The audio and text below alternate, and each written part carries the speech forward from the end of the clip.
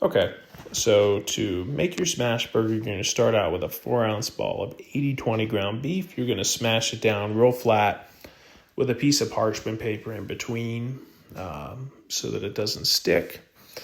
Now, I like to use 4-ounce patties. I like a little more meat in my smash burger. You can also go with a 3-ounce patty, and that'll be just fine as well. Now, a few tips when you're making smash burgers. You want to use a fatty percentage of ground beef. I like to use 80/20. You can also use 75/25. You want to cook it on a real hot surface, and you want to cook it fast. That combined with the high fat percentage of the ground beef allows it to have a great sear and that crispy flavor on the outside while retaining that juicy inside the burger. It also doesn't really matter what type of bun you use. I'm just using a local bakery made bun that I had from the grocery store near where I live. You can also use a potato bun. The type of bun you use on a smash burger doesn't really matter as much versus if you're making like a standard gourmet burger.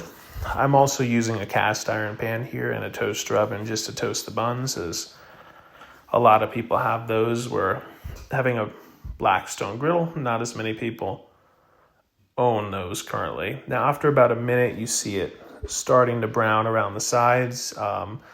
It's ready to flip. Notice that crispy seared outside and the juiciness of the burger. Next, you can add 1 to 2 slices of American cheese. That's really up to your own personal preference. White, yellow, the type of American cheese doesn't really matter too much. Now you're going to leave it there for about another minute. That's going to give it that crispy, seared underside, and it's still going to remain juicy. It's also going to allow that cheese to melt, which it really only needs about a minute to melt.